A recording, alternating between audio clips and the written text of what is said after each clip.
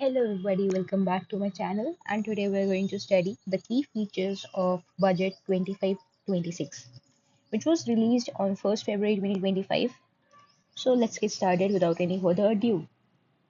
So this was prepared by the Budget Division under the Ministry of Finance obviously.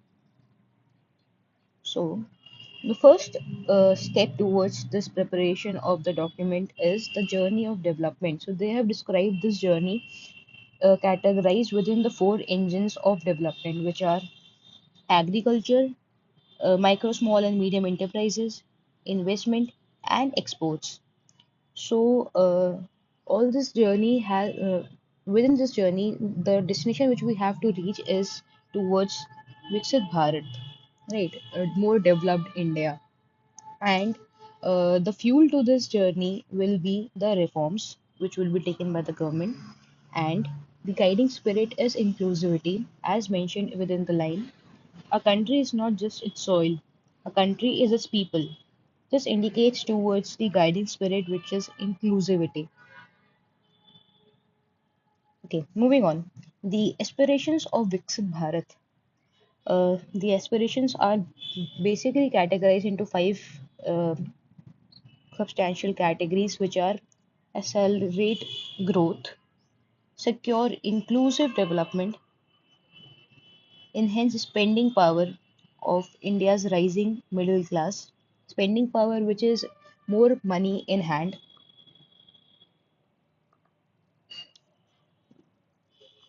like after getting all the taxes and all the other things, the money which you have in hand to expend in order to consume different products is the spending power. Invigorate private sector investments, like to augment them and also to increase them. Uplift household sentiments. So, all these development measures will have Garib, youth, Annadata, and Nari on focus. Garib are the weaker sections, youth, as we all know, Annadata are the farmers, and Nari, obviously, the women. So, spurring agricultural growth and building rural prosperity. This is the engine one of development, which was mentioned earlier. So, spurring the agricultural growth and building rural prosperity. So there are five major schemes which are into focus. The first one is Pradhan Mantri Dhan Dhanya Krishi Yojana, developing agri districts program.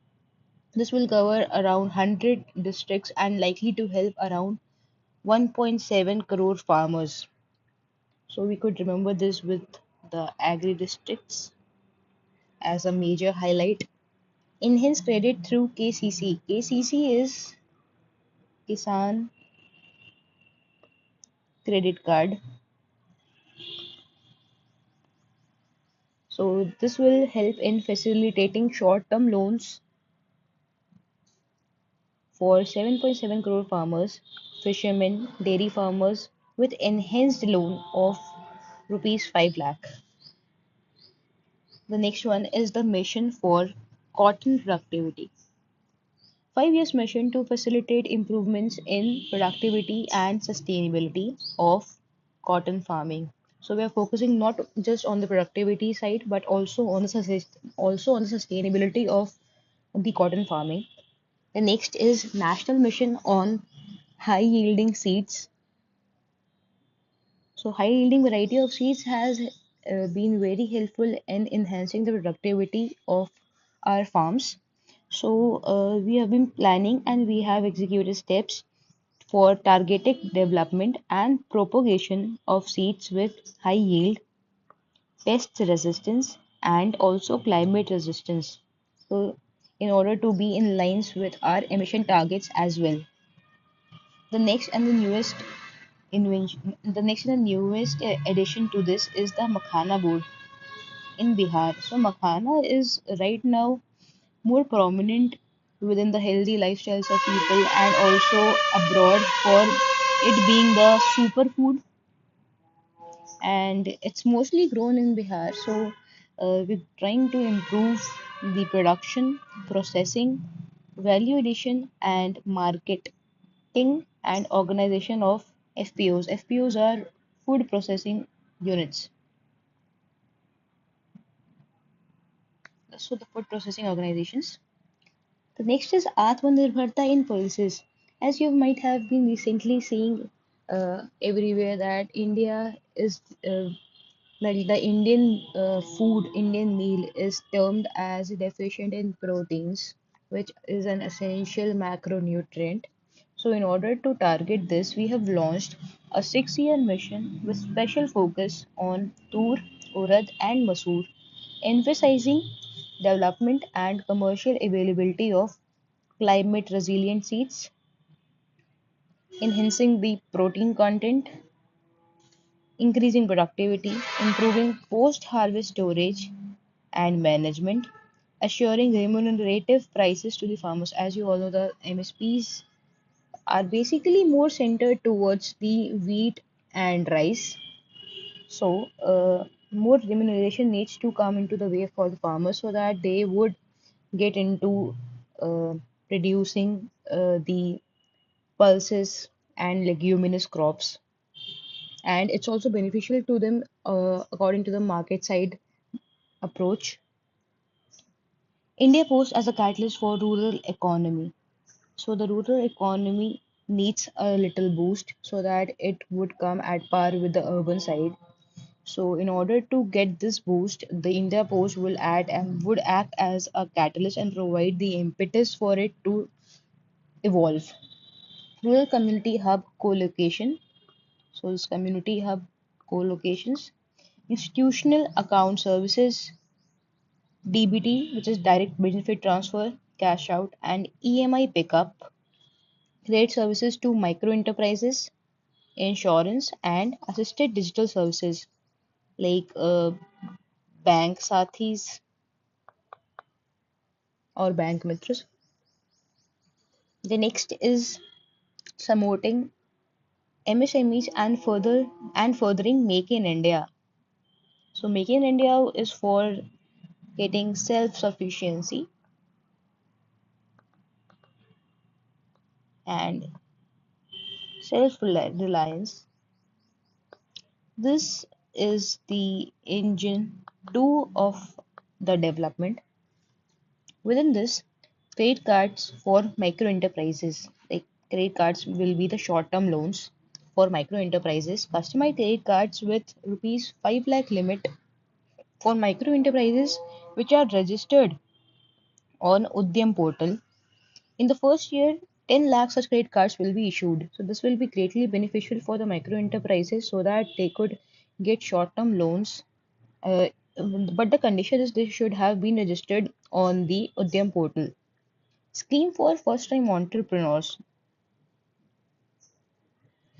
For 5 lakh first-time entrepreneurs, including women, SC/STs, a new scheme to be launched to provide term loans up to rupees 2 crore during the next 5 years. So this would help in the entrepreneurship and would also provide the first thrust which the entrepreneurs need in order to get their platforms and or in order to get their units started. Manufacturing mission with the mandate to focus on ease and cost of doing business. Future ready workforce for in demand jobs. So future ready workforce is because we need workforce to be very skilled with respect to the newly emerging technologies as well as the changing world. As we've seen, the AI has come and many more such futuristic technologies. So the workforce has to be in consonance with the changing skill set so that they would be more eligible for the jobs which are in demand at that period of time. A vibrant and dynamic MSME sector, availability of technology, quality products, clean tech manufacturing for climate friendly developments. This clean tech manufacturing will be very essential so that we would be in lines with our emission targets. the Panchamrits,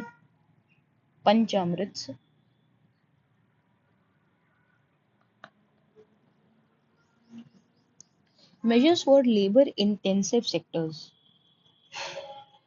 which are prominently based on the labor provided by the resources.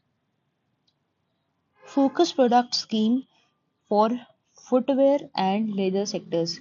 Scheme is expected to facilitate employment for 22 lakh persons, generate turnover of rupees 4 lakh crores and exports of over 1.1 lakh crores. So they're basically focusing upon facilitating the employment, generating revenues, as well as uh, exports.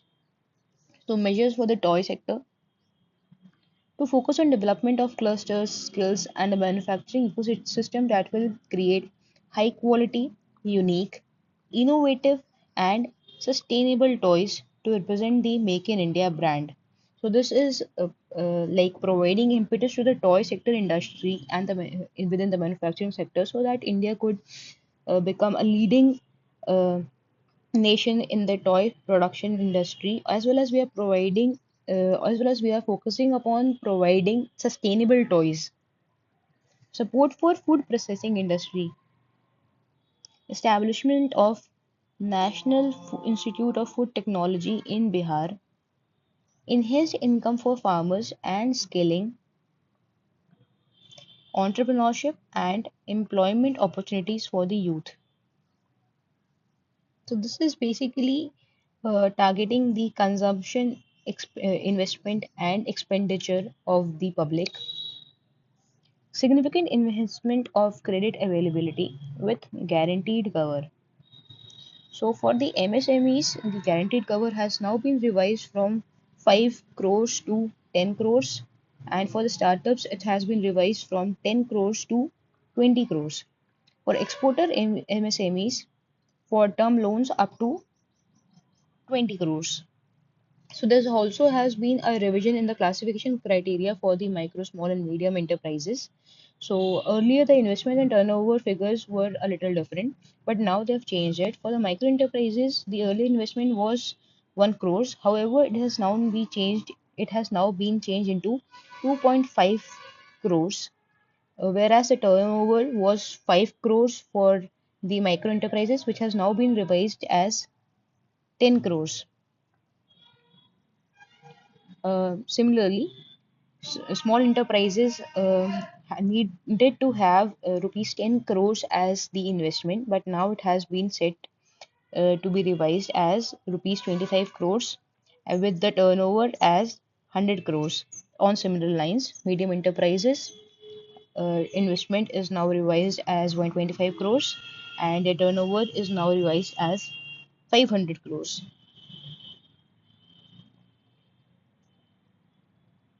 So you could see there is a factor increase of 2.5 in all of these sectors. Yeah, it's 2.5x. The investment is 2.x times more, and the investment is twice 2x. The investment is 2.5x, and the turnover has also been increased to 2x.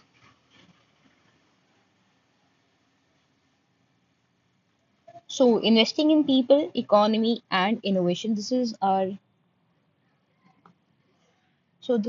engine three: investing in people, economy, and innovation.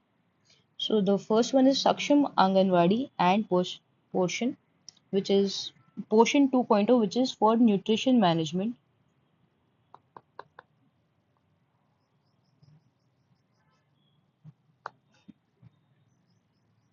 The next is expansion of capacity in IITs, the Indian Institute of Technologies, for higher education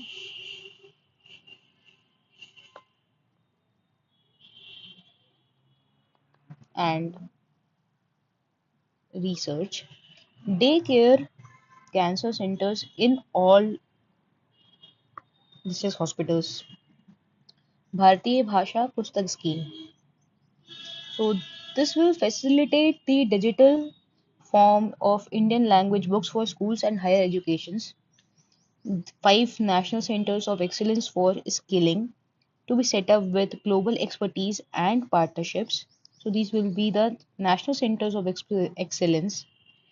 Atal Tinkering Labs, 50,000 labs to be set up in government schools in next 5 years. Center of Excellence in Artificial Intelligence for Education with a total outlay of rupees 500 crores. So artificial intelligence is the need of the hour, and the government is uh, addressing this with facilitating centers of excellence in artificial intelligence for education with a total outlay of rupees 500 crores. Broadband connectivity to be provided to all the government secondary schools and primary healthcare centers in rural areas. Expansion of medical education. So, this is done in order to address doctor per capita of population needs.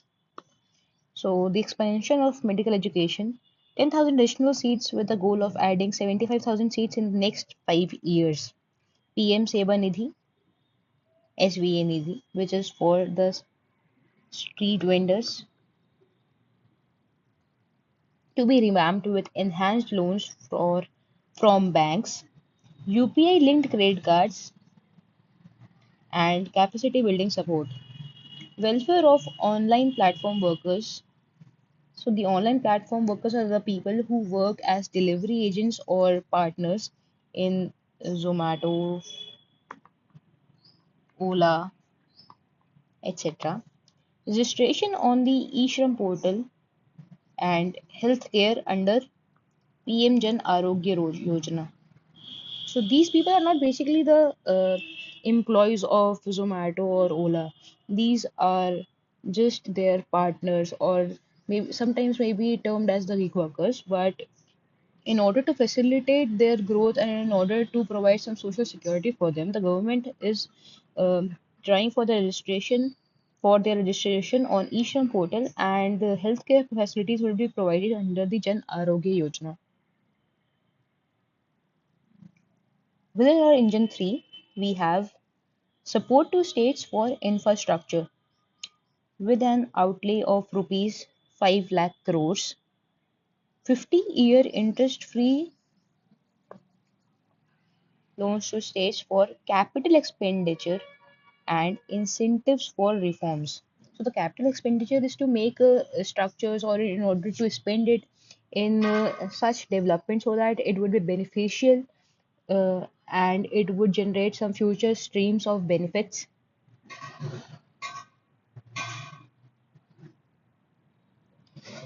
Jal Jeevan Mission. To achieve 100% coverage, the mission extended till 2028 with an enhanced total outlay. So the Jal Jeevan mission has now been extended till 2028 in order to achieve 100% coverage. Power sector reforms, incentivize distribution reforms, and augmentation of intrastate transmission. Additional borrowing of 0.5% of GSDP to states contingent on these reforms. GSDP is gross state domestic product. Asset monetization plan launched to plow back capital to recover back capital of rupees 10 lakh crores in new projects.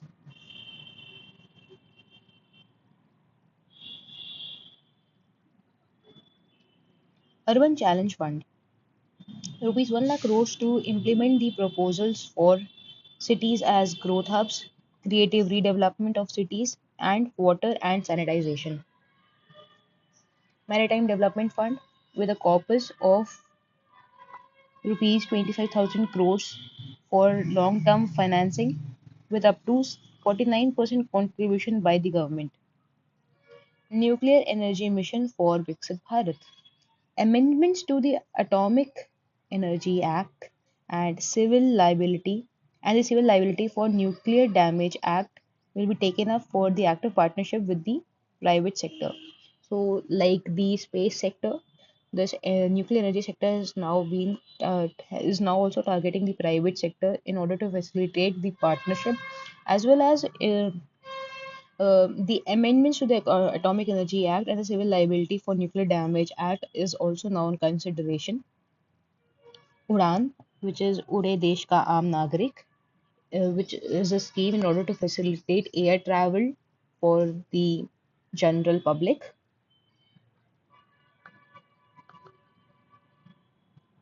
Regional connectivity to 120 new destinations and carry 4 crore passengers in the next 10 years. So this is the vision for this scheme, UDAN scheme. Future needs of Bihar. So Bihar has been in a lot of focus in this year's uh, budget. So we have seen the Makhana board. We have also seen National Institute of Food Technology to be set up in Patna. And now, for the future needs of Bihar, greenfield airports like constructed from scratch, financial support for the Western Koshi Canal ERM projects, Swami Fund. This is in relation with the housing. Rupees 15,000 crore for expeditious completion of 1 lakh dwelling units through blended finance. Blended finance is an amalgamation of different financial features. The next, the next thing on focus is the tourism. Tourism for employment-led growth. Top 50 tourist destination sites to be developed in partnership with states, introducing streamlined e-visa facilities, intensive skill development programs for our youth, performance-linked initiate incentives to states, and mudra loans for homestays, as the homestays has been in a lot of uh, popularity these days. People generally prefer homestays over the hotels because you get to have a lot more facilities over there and autonomy as well. Ease of travel and connectivity to tourist destinations. The next within this engine is the PM Research Fellowship to provide 10,000 fellowships for technological research in IITs and IISc. Gene Bank for crops germplasm. The second gene bank with 10 lakh germplasm lines to be set up for future food and nutritional security. Gyan Bharatam mission, documentation and conservation of our manuscript heritage to cover more than 1 crore manuscripts, National Digital Repository of Indian Knowledge Systems for knowledge sharing to be set up, research development and innovation, allocating rupees 20,000 crores to implement private sector driven research, development and innovation initiative, National Geospatial Mission to develop foundational geospatial infrastructure and data using PM Gati Shakti, which is for the coordination between various departments. Using PM Gati Shakti, facilitation of modernization of land records, urban planning, design of infrastructure projects. Our next engine is promoting exports, which is engine 4.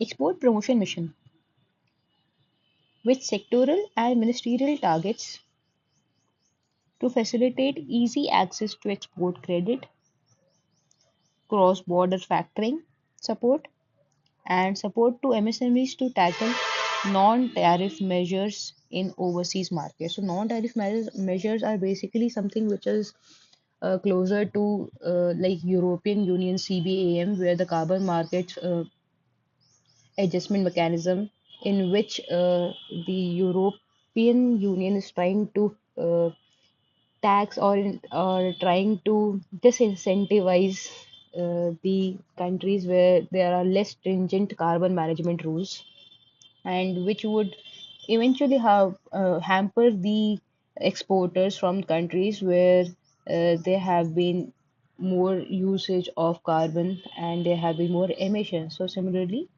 these non-tariff measures are done in order to disincentivize uh, different measures which are not in consonance with a country's practice or not in consonance with the export market practice.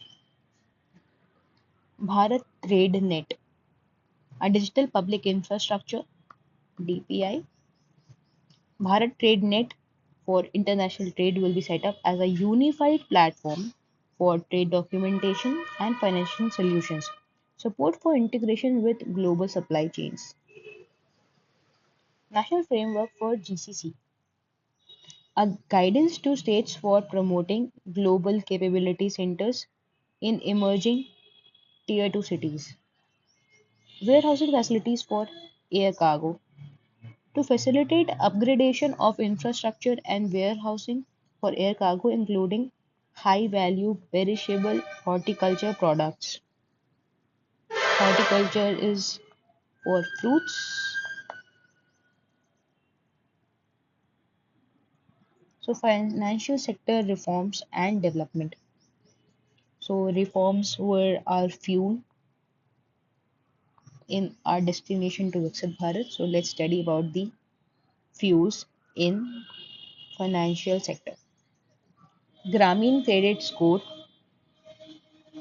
framework to serve the credit needs of SHG members and people in rural areas. NAFID,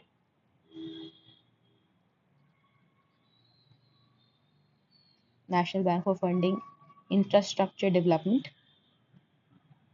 Infrastructure and Development. So Infra and Development Fund funding to set up partial credit enhancement facility for corporate bonds for infrastructure.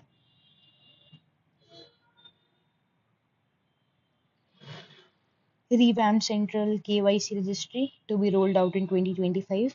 Rationalization of requirements and procedures for speedy approvals of company mergers. FDI limit for insurance sector will be raised from 74 to 100%. So this will pave ways for our foreign insurance companies.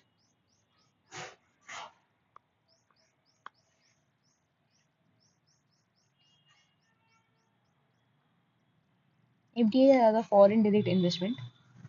The next is the tax reforms, change in direct taxes and proposals to introduce the new income tax bill, regulatory reforms, light touch regulatory framework based on principles and trust to unleash productivity and employment. So, although it will be light touch or low on the regulation side, but it would help in unleashing the productivity and employment. High level committee for regulatory reforms, investment friendliness index of states. This will help in determining which state is more friendly in terms of investments or which state has more ease of uh, the in more ease of facilitating investment. FSDC mechanism, Financial Sector Development Council, to evaluate impact of the current financial regulations and subsidiary instructions along with a framework to enhance their responsiveness and development of the financial sector. So the first task for them is to evaluate the current financial regulations impact, and the next is to enhance the responsiveness and development of the financial sector in order The next is Jan Vishwas Bill 2.0 to decriminalize more than 100 provisions in various laws. The next is rationalization of custom tariff structures for industrial goods, removal of 7 tariff rates, apply not more than one cess or surcharge, apply equivalent cess to maintain effective duty incidence on most items and lower cess on certain items. Sector specific proposals: Make in India, exemption to open cell for LED LCD TVs, loom for textiles, capital goods for lithium ion battery of mobile phones and EVs. So that would help us being more self-reliant. The lithium ion battery is more on demand these days because of the rising need of mobile phones and electronic vehicles in the country. Promotion of MRO, exemption for 10 years on goods for shipbuilding and ships for braking, extension of time limit for export of railway goods imported for repairs, export promotion, duty-free imports for handicraft and leather sector. The leather sector has also been in focus earlier, where we studied for the labor-intensive sector for uh, leather and shoe industry. Trade facilitation, time limit fixed for finalization of provisional assessment. New provision for voluntary declaration of matter of facts post clearance and duty payments with interest but without penalty. IGCR rules amended to extend time limit to 1 year and file quarterly statement instead of monthly. So the IGCR rules have now been amended in order to facilitate more time limit for people to extend time limit to 1 year and file quarterly statements instead of the monthly ones. Improved access to life-saving medicines. Addition of 36 life-saving drugs or medicines in exempted list, 6 medicines in 5% duty list, 37 medicines and 13 new patient assistance programs in exempt list. Medicines for rare diseases, cancer, severe chronic diseases. The next are the direct tax proposals.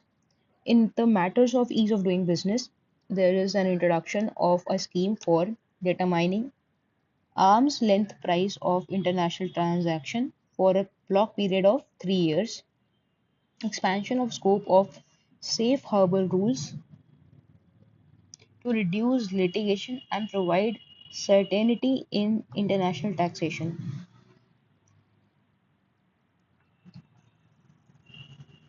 So this first scheme is for determining arm's length price of international transaction for a block period of 3 years. And the next one is for the expansion of safe harbor rules to reduce litigation and to provide certainty in international taxation. Personal income tax reforms with special focus on the middle class. So there have been different tax slabs now. Earlier it was starting from 0 to 5 lakhs, but now it has now been changed from 0 to 4 lakhs, and then there is a 4 lakh difference in the subsequent slabs. So this is the bucketing system.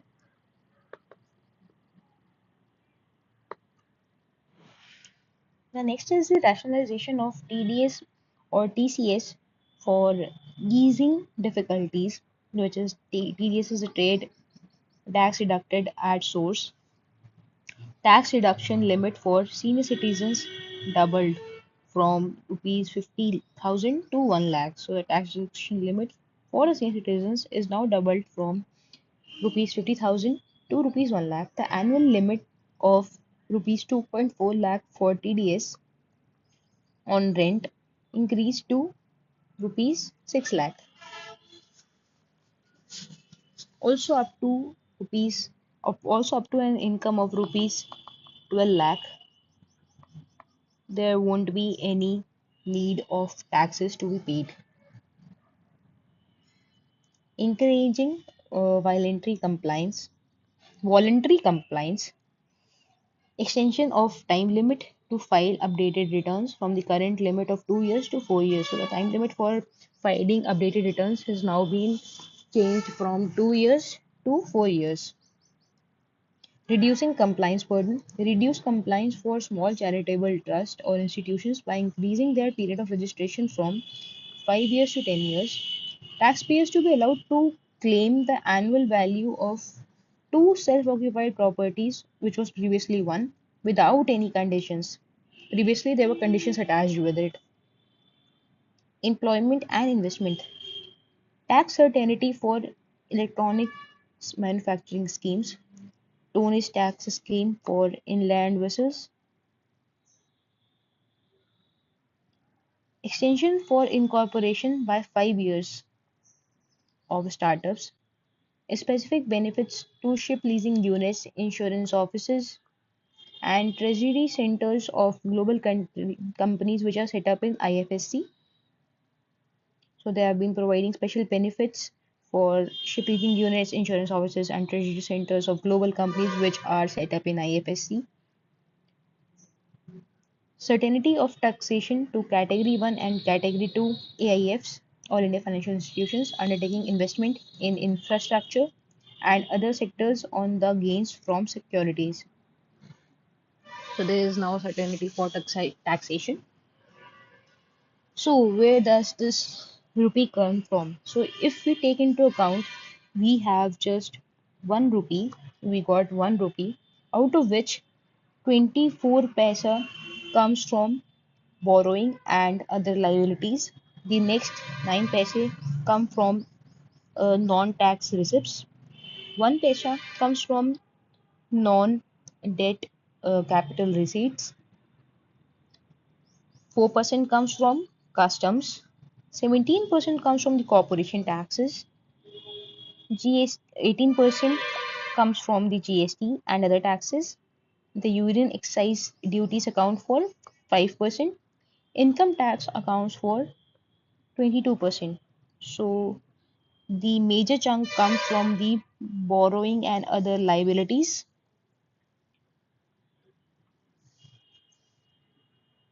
and our income tax also comes second with 22%. So the taxpayers' money, which goes to the government, accounts for 22% of the total government's spending power. The next is where does this rupee goes to? So, uh, foremost, the major chunk goes towards state shares of taxes and duties. The next is the interest payments, which is around 20%. After that, we have central sector schemes excluding capital outlay on defense and subsidy, which accounts for 16%. Then we have the defense, which is 8%. Similarly, the finance commission and other transfers for 8%. Centrally sponsored schemes are 8%. Other expenditure or miscellaneous stuff for 8%. Major subsidies 6%, which may be for urea, fertilizer, etc. Then the pensions account 4% of where the money of our government goes to. So within this respect, we have the old pension scheme and the new pension scheme introduced earlier this year, the previous year. Then the receipts. So as we can see that the revenue receipts, there is an increase, decrease, and then an increase trend.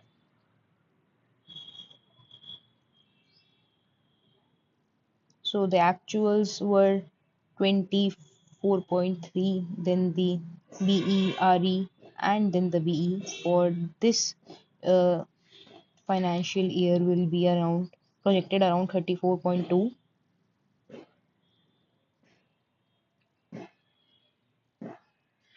The capital receipts have this data and is projected around 16.4 lakh crores.